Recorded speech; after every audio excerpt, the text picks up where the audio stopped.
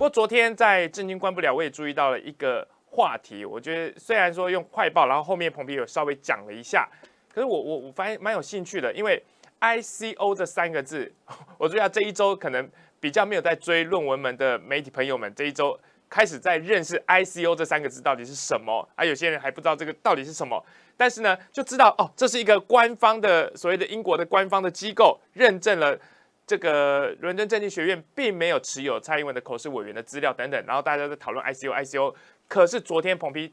讲了一个，我觉得哇，时间点好巧合 ，ICO 的姑且称她为掌门人伊丽莎白，这个也不是女皇啊，她应该是他们的主席特任官吗？还是要特任官主席？我不知道这个称呼要怎么正式称呼。她居然辞职啦，这时间点未免太巧合了一点吧？这位女士呢，叫做 Elizabeth Denham。那么，英国的所谓的 ICO 的全称叫做 Information Commissioner Office。那怎么翻我也不知道，因为台湾没有这样的机构，它比较有点像 NCC， 它是个独立委员会，所以有人把它翻成英国的资讯特任官办公室。那我比较喜欢把它翻成英国资讯委员会，但其实那个就是望文生义。那这个单位是什么呢？这个单位是英国有了一个法案叫做 Freedom of Information Act，FOIA， 就是所谓的自由信息法之后呢，他们成立了一个办公室。自由信息法的目的就是说，人民有权利要求政府公开透明一些公众知的权利的讯息。好，所以英国就成立了这个ICO Information Commissioner Office， 这个 ICO 的最高权力的负责人是英国女王，再下来就空了，没有任何的政治力量干预。然后成立这个 ICO 呢，这英国资讯委员会或英国特资讯办公室 whatever，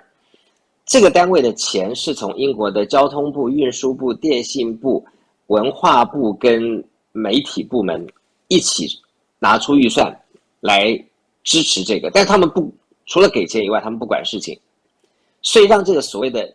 Commissioner Office 里面的每一个专员，他们都能够独立的来行使他们的职权。那这个 Elizabeth Denham 她的角色有点像是 NCC 的主委，就是这个资讯办公室的负责人。那他是谁呢？他就是在过去1年多对上了 Michael Richardson。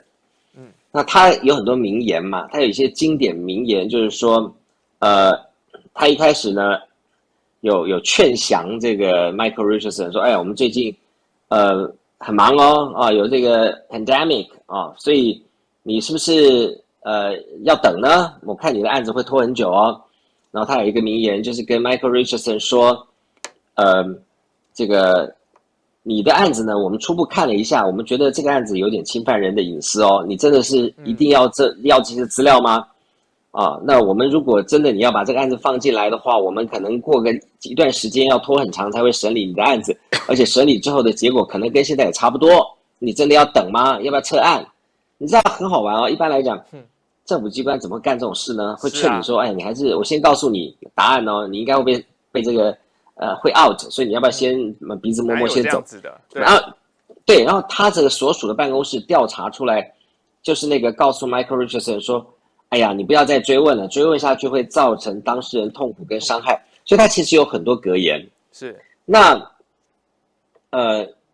他的比较特别的地方就是说，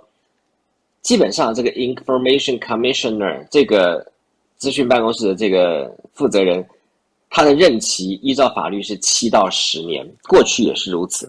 但是 Elizabeth Denham 呢，做了5年就不干了，有点怪。而且他辞职的时间跟论文门在上诉的时候被打脸，然后又再往这个上一级的法院上诉，有点这个关联性，时间点有点巧合。还有一个不可思议的事情是说，他的辞职是闪电辞职，有点奇怪。因为他在新接任的人还没来之前，他先闪电辞职。以往这些部会首长或者这些特任官通常不会干这样的事。对，那我去查他的年纪，不太像是那种被育婴假，但他就离开了，所以留下很多无限的想象空间了。嗯是出事了吗？还是跳船了呢？出事就是说他是不是做了一些台面下的交易被发现了呢？那跳船呢？是不是说他突然觉得说，哎，他尽了所有的力量去阻止这件事情往下调查，可是看起来 Michael Richardson 不死心啊。台湾这边的火越烧越旺啊，而且台湾这边的刑事、民事诉讼一个一个往英国丢，然后这个Dennis 彭这个关键人物又已经出现了，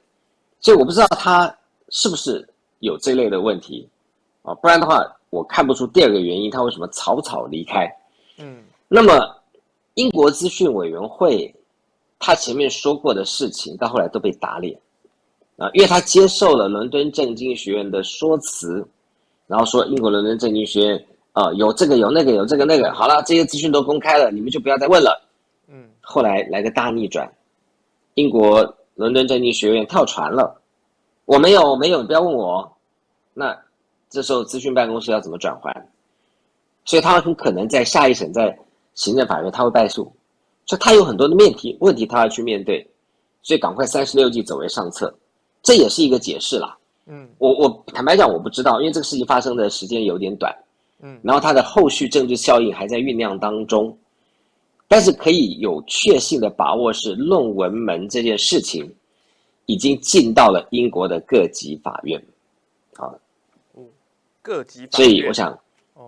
对，所以不是只有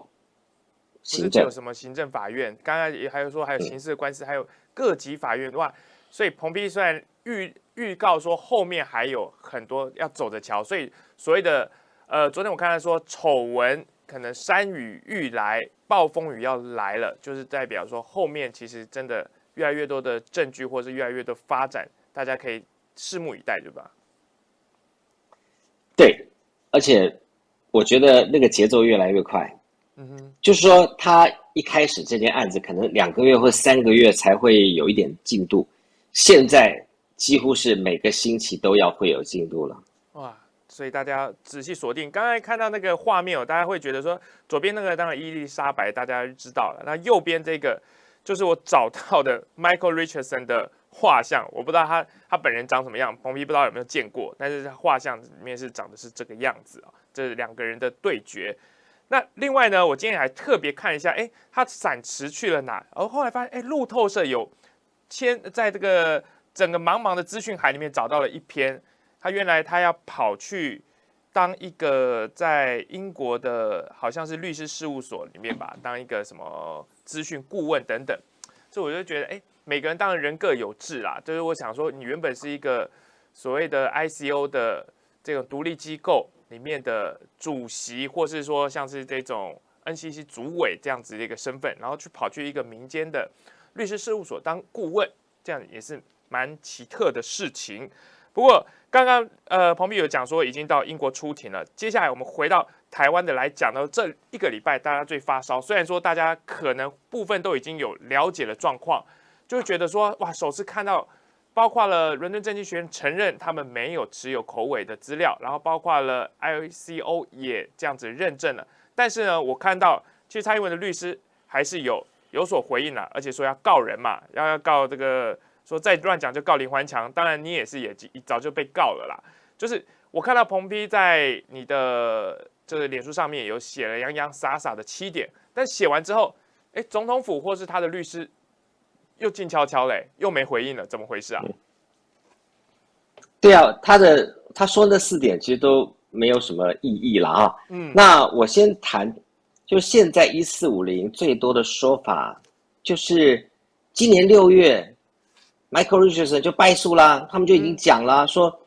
英国伦敦大学有这些资料啊，英国伦敦大学才有啊，英国伦敦政经局本来就没有啊，大概就这样的一种说法。我先拿一个逻辑层次来讲。就是因为今年6月份的行政法院的判决 ，Michael Richardson 觉得他不满意，所以他才上诉。上诉之后才有今年11月25号感恩节，那英国是26号的这个判决。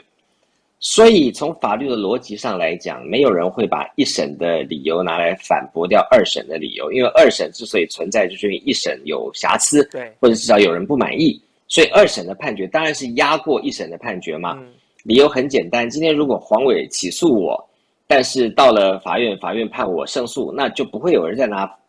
黄伟前面起诉的理由去反驳后面的这个法庭的判决了哈。不过这个也无所谓，因为每一个案子都有人有不同的观点嘛啊。但是我想大家用两个比较基本的逻辑来思考一个问题，就是在过去2年中，我们用尽各种方法想要函询英国伦敦大学，因为我们很清楚，只有英国伦敦大学有权利发放学位，在1984年前后一直到2007年都是如此，所以我们从来没有意思要去跟英国伦敦政经学院打交道。所以我们在司法函询的时候，我们从头到尾都坚持我们要询问英国伦敦大学。只是这个张敦涵就是蔡英文这个犯罪集团，简称饭团了哈。这个饭团的律师一直坚持说他们要去问英国伦敦政经学院。对，那时候我们也不跟他 argue 了，没有关系，我问我的伦敦大学，你问你的政经学院，到时候我们斗一斗看嘛。所以我当时我的策略是我们去跟他争执这个问题。结果怪事发生了，透过法院跟外交部替我们函询的结果，英国伦敦大学只字不提。英国伦敦政经学院呢拿了一大堆资料出来说，有这个有那个，其中最重要的2件事情，一个是说有的蔡英文的学生记录表278页，其中73页、74页这2页呢有记载他的论文口试的过程，以及他论文口试的这个相关主考官的名字。提供这个资料的是，没错，提供这个资料的人是英国伦敦政经学院的法务主管，叫做 Head of Legal Team， 他的名字叫做 Kevin Hans。所以现在这个结论就是，到底是 Kevin Hans 说谎呢，还是英国伦敦政经学院说谎？那其实这个不是很重要。重要的是说，在这个法庭，那的确在伦敦政经学院里面的确有任职的嘛，所以他才会讲出这样的话吧？他不可能到时候又说，这个人是无中生有的人啊。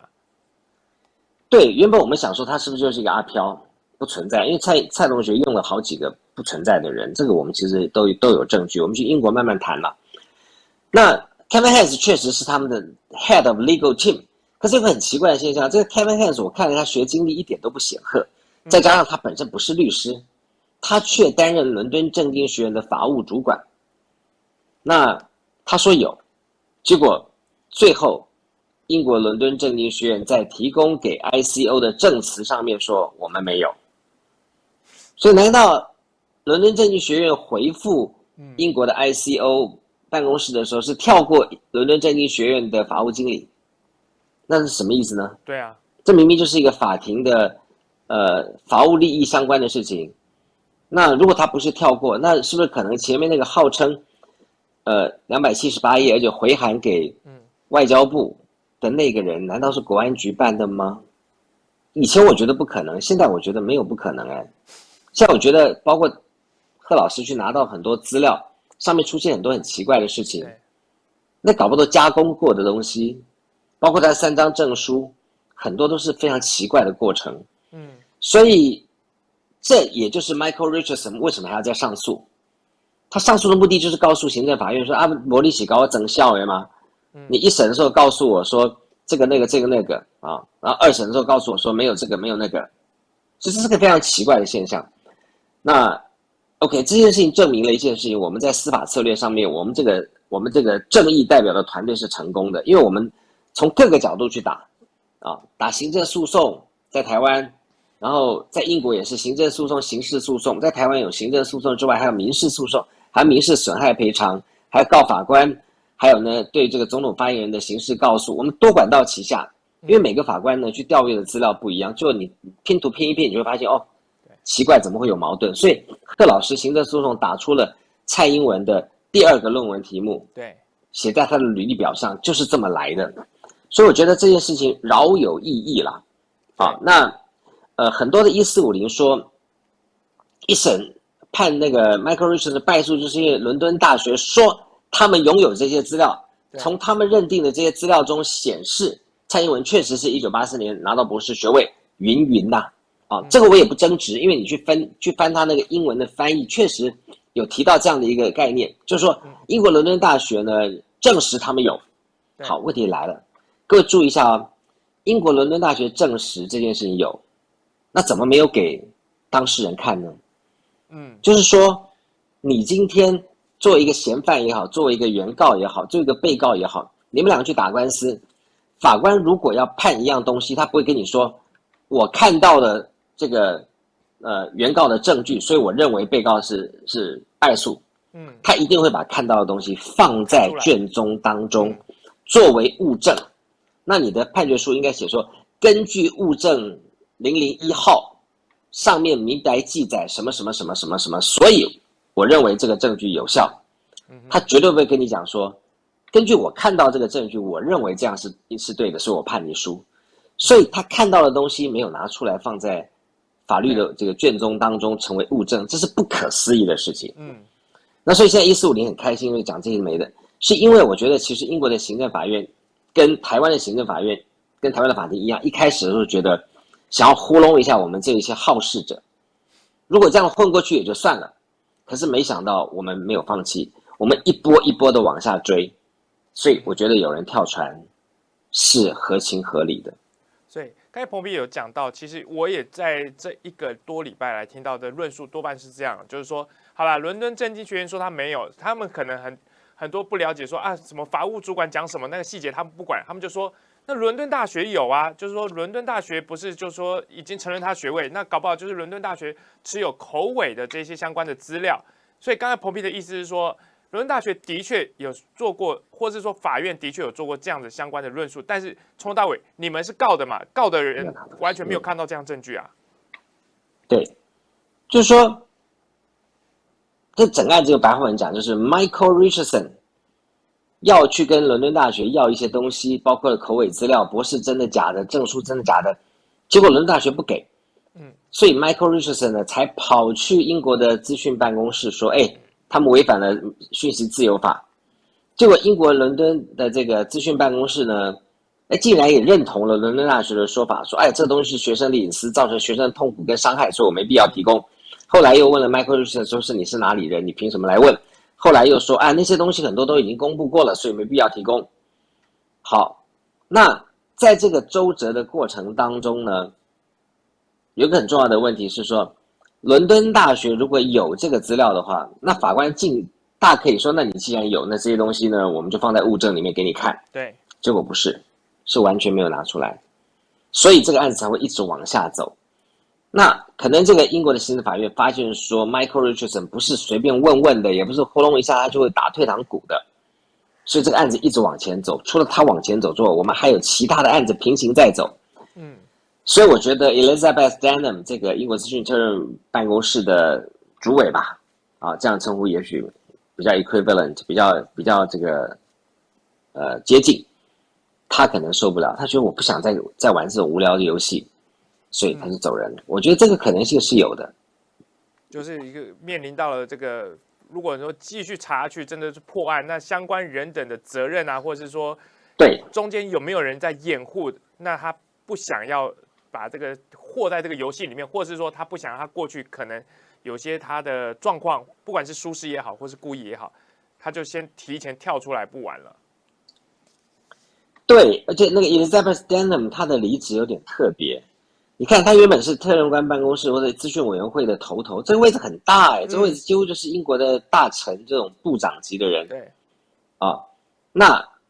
现在干嘛去了呢？所以你说他去育婴我觉得好，那没问题，家庭比较重要。对，这就是挂冠求去嘛。这就是有人辞官归故里，有人漏夜赶科场，他就是那种辞官归故里，我不干了，我去民间当一个顾问，搞不好这是什么样的职务？就是干一个这种就是民间的小律师，大概这样的一个概念吧。我觉得有点不寻常，而且他离开的状况有点特别，就是新的还没来，他就走了，而且他可以做7到10年的。他要当律师事务所的这个小妹，他有的是机会去当。挑在这个节骨眼确实有点奇怪，不过我觉得这些东西我们都可以追下去。对，我看到现在线上已经有3200多人，那平常如果照推估的话，其实应该我看搞不好应该是要破万了。不过因为我们在新频道的关系，现在有1.17万人，哇！刚刚在谈话之间已经上升了订阅户，所以说请大家还是一样帮忙提醒大家。我猜还是有很多人，因为他找不到论文开箱的直播在哪里，对，所以如果观众朋友就是你现在在听直播没有关系，记得把这个连结记下来，然后分享出去给一样关心论文的人，或是真的有那些从来没有听过论文的人，你把它这个连结分享出去，让他们了解整个过程。在台湾，在世界上的确有发生这样的事情，你如何去解释呢？那你详细的听清楚之后再来做判断，然后把这个论文开箱，大家记得要点阅、按赞，然后订阅起来。好，我接下来要问的就是说，彭碧这一阵子，其实很多人都在讨论您追论文门的事情。当然，你刚才有提到你的好朋友，你也很欣赏的王世坚，他当然又被问到了这个问题。他抛出了一个话题哦，他说，当然，我觉得某种程度，因为他现在还是民进党籍的市议员，他说双方可能是有一些误会啦，这个需要厘清，他也说不准。那他说，如果可以的话，他希望说你回到台湾来，他一定陪你一起去面对可能司法啦，或者是说陪你走完整个司法诉讼的过程。不知道你怎么回应阿根这样子的一个说法？我觉得我非常谢谢阿根了哈，我非常我也蛮了解他，他是一个重情重义、两肋插刀的人啊。当我从那个节目出来的时候，那时候在民进党内我是黑到不行，很多人根本不接我电话，根本见了面不打招呼，只怕沾到我呢会在民进党内黑掉。他完全无所谓，他上我节目，然后就挺我啊，出钱出力挺我。其实我很感动，我刚到节目那个。我离开，就是我自己出来，等于是创业嘛，哈，重新开始弄了一个政经关不了，然后我们团队人其实还蛮多的。我刚从政经看民事出来的时候，我的所有班底，我在政经看民事的班底，通通同一天被资遣。我说觉得，对，全部一个不留。那针对你整个班底10个人，整个班底也全部都株连九族啊！我当时觉得很奇怪，他们何辜？他们认认真真的在做这个节目，而且我这个班底没有任何一个人是我带进去的。我的意思是说，没有一个人，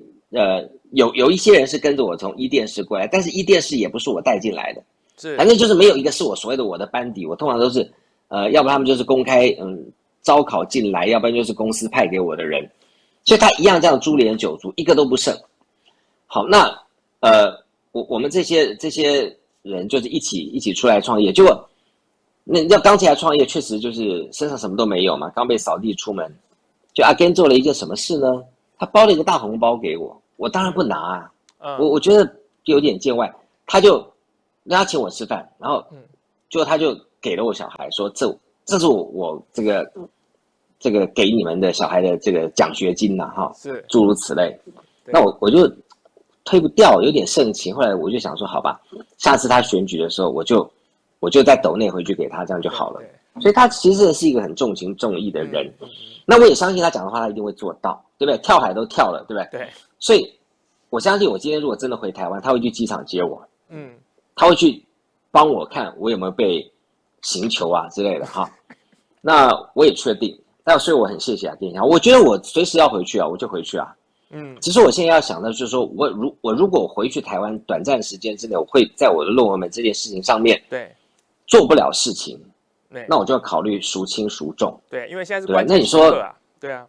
对我现在每一天或者是都很重要。到头来他把我塞到一个没有 WiFi 的环境，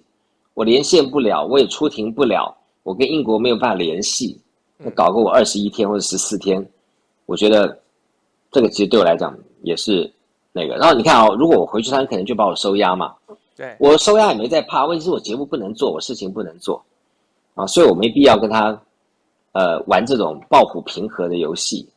我一定会回去，但是我要在什么情况下回去，我觉得我会斟酌。那我觉得世间这么有诚意，对，我要回去，我会先通知他啊，请他帮我那个叫一部那个 Uber 或者什么那个我可以凯迪拉克加长型啊，我觉得可以加一个凯迪拉克加长，那个滑板就可以，对，是啊，对。但是我要讲到说，伊丽莎白就是这个所谓的 ICO 的所谓的主席也好啦，就突然闪辞这件事情，我回归头来这2年在台湾的政局不是没发生过。我先讲一个，也是彭批的被告之一的潘文忠。其实我就想到说，当初在拔管案的时候，我看到，连续换了3个教育部长，大家的压力非常大，拔不下去啊。结果潘文忠那时候是辞职，然后呢，他留的是说判卡管案停止政治操作。后来的事情大家也就知道，就是合理的，你就是要让管中闵去接台大的校长这件事情。但是那时候他是为了这件事请辞。不过后来这个怎么论文门案这件事情，他怎么没有觉得处理不了，然后再请辞，就感觉起来回来做官，他还是说他真的觉得丢了官之后，这个感觉起来没有这个官位在身上，就是差很多。其实我作为一个台大校友跟台大20年的教授，管案我其实有很多看法，因为我其实是内部的人，所以我对很多事情的细节我是很了解的。对，我觉得管案这件事情我最不满意的地方是在于说，最后也是政治处理，不管你要拔管或者是你要让管中闵去当台大校长，都在政治处理，你们没有去回答那些细节的问题。对，就是说管中闵可能有哪些问题有些疑虑，或者哪些事情被拿出来当成是违法，我觉得那个问题处理完，至于这些事情是不是大到说就不能当校长，我也不这么认为。可是最后就是包裹表决，对，事情完全没有厘清，然后就有人要他下来，然后有人让他上去，最后就上去，然后那过程我觉得非常粗糙啦。我不希望论文们将来也是变成这个样子，就变成另外一个政治解决的东西，我觉得不该如此。好，那潘文忠很特别啊，你看他这个叶俊荣上来把这个管案的事情给处理掉，就所谓处理掉，就是说让这个管中闵回到台大去当校长之后，他就走了。然后潘文忠呢碰到棘手的罪名，他就辞了，后来又回来了。是，你把它当闹剧嘛？我觉得这个就是一个，我觉得台湾政坛就是一天到晚在干这种闹剧的事情。我们想知道的是管中闵被质疑的那些事情，他到底有没有违法嘛？是有，要不要惩处？还是说罪不至死啊？我觉得那个都无所谓。可是就这样子又留下了重重的疑云，跟兆丰案一样，赔了66亿以后封存，等到大家记忆慢慢消退之后，又出来活蹦乱跳。我不希望论文们变这个样子，但是我也要必须承诺大家的，论文们绝对不会变这个样子。我们一定追到水落石出，直到海枯石烂，永不渝啊！不管蔡英文是总统不是总统，他得志不得志，那不关我的事。我们所要追的事情是这件事情闹够了吧？真相应该要浮现吧？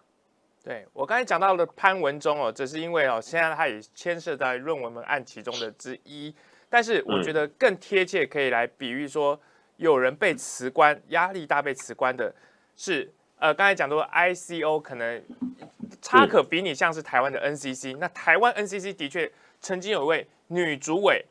就真的是被请辞了。我们来看一下这段影片，然后之后我们再来聊。独立机关 NCC， 谁都管他不到，但他也什么都不管。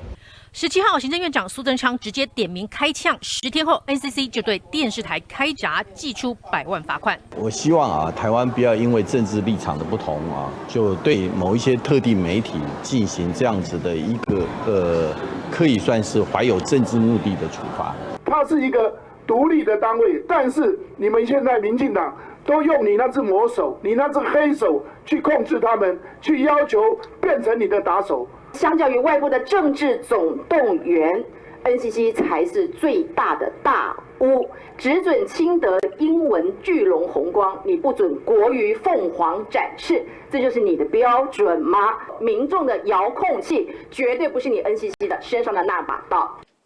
好，我们看到这个，可能大家对他印象比较模糊一点，她是 NCC 的一位女主委，叫做詹婷怡。好，她的学历也非常显赫。台湾大学、政治大学，还有一个伦敦大学。其实我们今天谈的话题怎么都互相好像有一些关联。好，刚刚你听到这个苏贞昌就直接讲说 ，NCC 谁都管不到他，然后他也什么都不管。结果呢，他是为什么？因为那时候为了处理2个案子，苏贞昌对他不满意。第一个就是中天嘛，第二个大阪关西机场案件，他们说都是假消息啊，你怎么不办？好，现在过了一段时间之后，我先来看一下大阪的假消息案，最后是谁办了谁？办了网军啊，办了杨惠如啊，判刑6个月，是谁在弄假消息？是谁在带风向？结果也不罚谢长廷，说谢长廷也是被害者，也是被杨惠如的被害者，这个我也是服了。好，另外一个在罚中天的什么3个市长合体，然后现凤凰展翅2新闻，中天遭罚100万，这是3月27，也就是这个苏贞昌骂完之后，3月27号10天 ，NCC 就罚了，接下来詹婷怡就挂冠求去，你这个跟 ICO 是不是有几分相似？前2天的消息。对。凤凰展翅案，北院跟一审改判中天胜诉，胜诉又怎么样？胜诉中天已经被关台了。这个法院后来判决出来，才知道这里面当然有多少黑幕，难怪詹婷要挂冠求去。所以我看到这2个案子，我真的觉得啊，好多地方都似曾相识哎。我觉得这个案子往下走，中天应该跟当时做裁决的委员做个人的求偿，而且要做巨额的求偿。这样子，这些政府官员才会知道说，你们不要躲在国家赔偿法的保护伞之下啊，个人造业个人当。那如今你可以看到嘛，就是中天这个案子关台成为事实之后，似乎已经无法恢复。所以这件事情，我觉得站在中天的立场上来看，他要继续的往下追。我看到这个画面，其实我很感慨，因为那天的游行呢，这个状况，那现场我去了，而且我去接受一些访问。那当时群情激愤，可是于今关台1年吧，最后大家似乎淡忘了，逆来顺受了。我觉得就是这样子的一种台湾人很特殊的一种个性，很容易淡忘，很容易原谅，很容易自我这个解嘲，很容易斯德哥尔摩症候群。就是因为这样，所以才会造成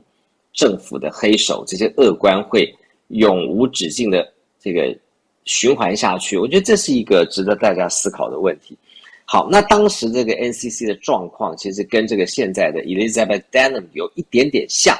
但是因为英国资讯办公室的这件事情到底是真相是什么，我觉得我有几分证据说几分话，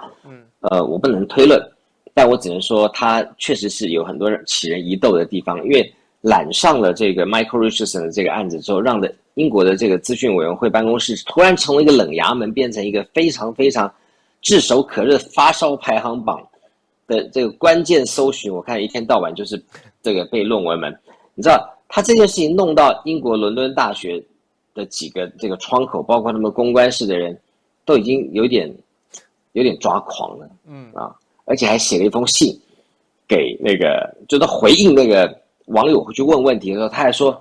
好了，我不想配合你们这些中国的这个打手，他连这种话都已经说出来了。是，所以抹红这件事情，英国的伦敦大学已经学会了，也略懂。他觉得今天觉得追论文门的人，你们就都是那个拿中国钱的人。为什么他会有这样的观念？那肯定不是因为看三明治媒体，肯定是我们的国安高层去跟他讲的嘛。对不对？他们根本不是看我们的媒体。对，这招我一点也不奇怪。所以这件事情，查论文这件事情，有很多人在查，你不要以为只有我们，很多在海外的人拿起键盘就打，然后就开始去问的那个英国的 ICO 已经快疯掉了，伦敦大学快疯掉。其实很简单嘛，你不用疯掉嘛，你告诉我们你看到什么，你就拿出来就好了，对不对？278页的这个东西，你只要把关键的人事物遮掉，就把它拿出来。因为我们问的东西很简单，有没有这场口试？为什么会礼拜天？那为什么他的指导教授可以担任他的口试委员？为什么他没有外部委员？那口试结果的报告是什么？这个口试的过程到底是硕士升博士的 transferring， 还是他是一个博士的资格考，还是最后的博士考试？你讲清楚有什么关系？那论文不见了，到底怎么回事？不见是怎么掉的？那你告诉我，他论文不见了，什么时候不见了？不知道。天底下这么糊涂的人吗？好，那他论文不见之前，难道没有人会引用他的论文吗？没有。那请问没有什么意思？他没有一样东西答得出来，难怪人家一直问嘛。这就是说，你讲了一个谎话之后，会有一连串的涟漪效应，会有一堆的人来问你问题。那你为了要满足这些人，你就不得不再继续讲一串的谎话。这就是这过去2年半来啊，英国伦敦政经学也好，英国伦敦大学也好，英国资讯委员会办公室也好，他们在做的一个恶性循环，就是在走这样子的一个撒一个谎要9个谎来圆的这样的一个悲剧嘛。对，所以你刚刚在讲说这个 NCC 主委詹婷仪的这件事情跟我觉得他有一定的相似程度。詹婷仪是一个蛮有才华的一个人啊，他涉及的涉足的这个也很电影，还有很多地方，对，还有数位，他都有他的一些很好的背景。但你看很特别，他台大、政大、伦敦大学这3个那个台湾间论文门涉案最深的3个学府，他都经历过。其实搞不好他手上都有一些资料可以拿出来爆料一下。因为他也是资讯专长的，网络资讯专长，就是相关不晓得是不是有，但是还有一个相似点，我想到的就是说，彭碧在打这些官司，或是跟贺老师在打这些官司的时候，其实是借由官司一点一点把这些很多原本不知道的证据，他必须拼凑出来。像这个所谓的祥云案，最后中天改判胜诉的原因，很关键的是 ，NCC 当初判这个中天要罚钱的时候。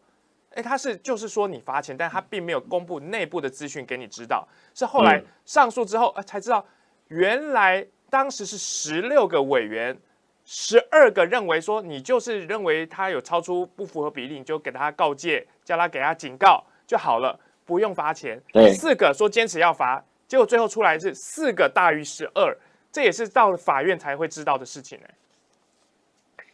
对，所以我们在论文门这件案子也是因为我们告了很多人，包括这一次在英国，有人说啊 ，Michael Richardson 在2审败诉啊，所以他才要再上诉。对，形式上他是败诉，败诉的理由是说这些资料都已经公布了，对，所以你们就不要再问了应该是说该公布的公布了啊，你要问的东西就是没有，所以我就这案子到此结束。问题是这个案子虽然表面上看起来是败诉，但行政法院其实也没有什么败诉不败诉啦。简单讲就是这个资料我要给你不给你，大概就这样子。但因为这样子的结果，让 Michael Richardson 捡到了一个军火库的枪啊，证明伦敦政经学院没有资料。对，伦敦政经学院没有资料，所以伦敦大学呢三缄其口。那对于这个 ICO 资讯办公室来讲说，他去查证了一下，觉得伦敦政经学院你真的是没有，所以这案子就结了，你们别来找我，因为我没有。所以他最后做成这样的结论。那你会发现其实英国跟台湾一样，一个官做到一个程度以后，就开始你知道，就是啥事不做打太极拳。所以今天论文门对台湾的老百姓来讲，最简单的逻辑就是有就拿出来，不需要告人，这么简单的事情有就拿出来，要么就拿出来之后再告人还不迟嘛，就没有，什么都没有。现在搞到拖累到自己的母校都说他没有。那这怎么可能的事情？你说哪一天政大新闻系会说，因为徐府有没有毕业，我们都没有资料，因为颁发毕业证书的是政治大学，所以请你去政大教务处去校长室问徐府有没有毕业。至于新闻系呢，传播学院没有他的资料，这就是今天1450嗨半天的一个逻辑，那怎么可能嘛？是啊，只是说伦敦政经学院决定跳船了。我烦死了，你别来告诉我问我了，我就没有了，我不想演了啦，所以我告诉你我没有嘛，就这样。那接下来其实好戏还在伦敦大学 ，Michael Richardson 还会继续上诉啊。那说你伦敦政经学院你装校委啊，你没有你早说啊，那你过去2年讲了一大堆有的没的是在讲啥呀？还官网上什么10月8号 Congratulations to 蔡英文，对，虽然我们抓到那个是湿糊弄写的，可是你既然要把它当成物证，还说什么这个资料中有显示。你既然要把它当物证，那你要去面对这个物证啊，对不对？对。那你告诉我嘛，你什么都没有，你连口试资料资格那个有没有过考试报告你都不知道，那你怎么能证明他是博士呢？单凭说我伦敦大学告诉我，那伦敦大学又说我是根据你伦敦政经学院的资料，那你们俩在互踢皮球嘛？所以 Michael Richardson 会往下追这件事情，我觉得我们论文门将来。在可见的就这段时间当中会每周一报，我曾经讲过这句话，看起来每周一报的可能性非常的大，是大家也都拭目以待。而且刚刚讲到说 ICO 好像被很多的网友想要追真相追到烦死了，然后就来一言不合就抹红这一招。英国这个 ICO 也会说啊，你们这个都是中共同路人。我就想到了，刚才因为也讲到了中天被关台的事情，当初也是《金融时报》一个记者席嘉玲嘛，他就写巨细靡遗的想说什么中天已经被国台办指示操控，就是说一通电话打到编辑台啊，然后指示你要怎么样怎么样。哇，我就觉得这个后面感觉起来那个好像是有人破门而入了，是不是？对，背板掉下来，跟那个蔡同学那个是一样的。对，那你要吐个舌头。对，没问题，没问题。对，好。这个我就讲到说，那时候我也觉得很离谱，因为我们就在中天任职，从来也没有看过这样的事情。你说再怎么样，后面的事情我不知道的，那我也不敢讲。但是我知道的事情，你席嘉玲居然写的巨细靡遗，我觉得很不可思议。然后这个《金融时报》呢，今天最新的报道，我就是来请彭斌讲一下。哇，2021年25位最具影响力的女性，蔡英文上榜了。然后蔡英文上榜的理由，等一下我来看一下。他这边还有一个他们的所有的资深主编写的他上榜的理由，反正呢，总之呢，就是说他疫情呢处理的也很好，然后呢，另外还有什么？我给大家看一下，反正他2020也有登上这个所谓的全球25位女性最具影响力的。我就想说，我们刚才讨论啊，关台啊，还有这个告彭批啊，那他的确展现在这个部分展现他的影响力。那不知道《金融时报》把它评为全球25位最具影响力的女性，彭斌你怎么看？这一点都不稀奇啊！全球担任领导人，稍微上台面的不超过5个嘛，所以政治面他入选为25个，我觉得一点都不稀奇，也没什么了不起的，因为我们这样看嘛，陈水扁在2006年登上了时代杂志的100大影响力人物或100大风云人物，跟胡锦涛当年2个都入选，结果2008 2年多后，他就锒铛入狱了。然后最近美国的那个 Stanford 有一个学生叫做 Elizabeth Holmes 福尔摩斯女士，她也登过不知道多少个全球最有影响力的什么财富 Fortune， 然后Time Newsweek，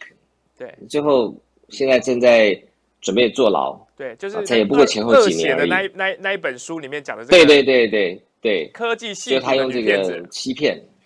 对，然后还被曾经号称为是女的贾伯斯，是改变人类21世纪最伟大的发明，诸如此类。所以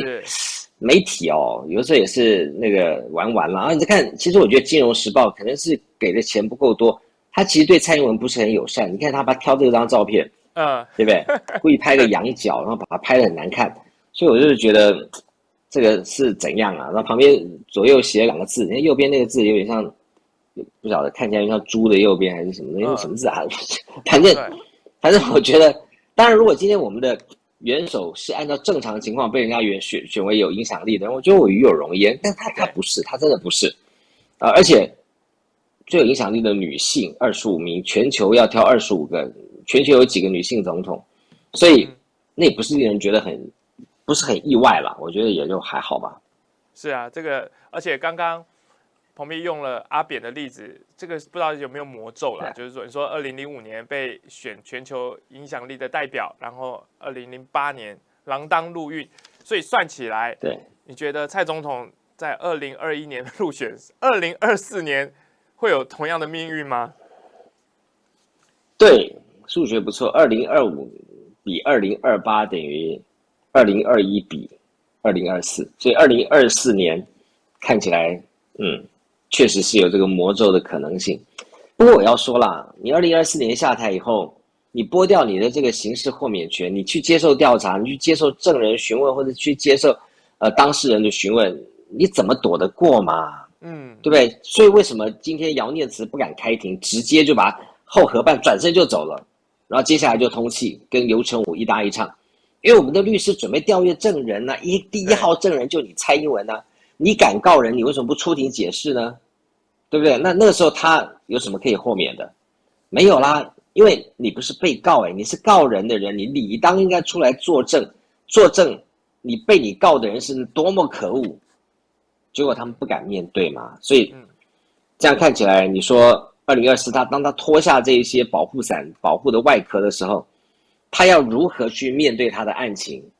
他逃不掉的啦，你又不可能永远在手上的台湾的法官都被你操控。我告诉你，就算是民进党好了，过个1-2年新潮流或者其他不同的派系，他们想想，这样玩下去，你这个女皇永远做下去，我们那我们这些派系的掌门人要吃什么喝什么，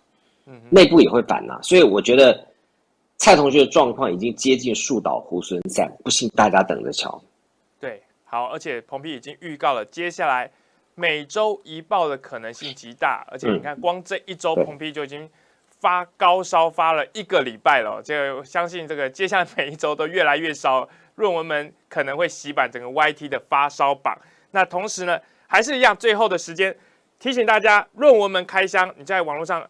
赶快的搜寻一下，认定论文们开箱，然后记得帮我们来点赞，然后分享、订阅一下，让这个每一周论文们开箱也可以挤进到 YT 发烧榜跟彭批的震惊关不了一起来作伴啊！今天这个时间已经到了，谢谢彭批给我们这个精彩，而且里面好多爆料，所以观众朋友刚才听的意犹未尽的，要记得反复的回去听，因为里面真的重点太多，而且彭批也暗示了很多的未来的发展的方向。谢谢彭批，谢谢徐府，谢谢大家，要记得按赞，要记得订阅。谢谢，晚安，彭批晚安，拜拜。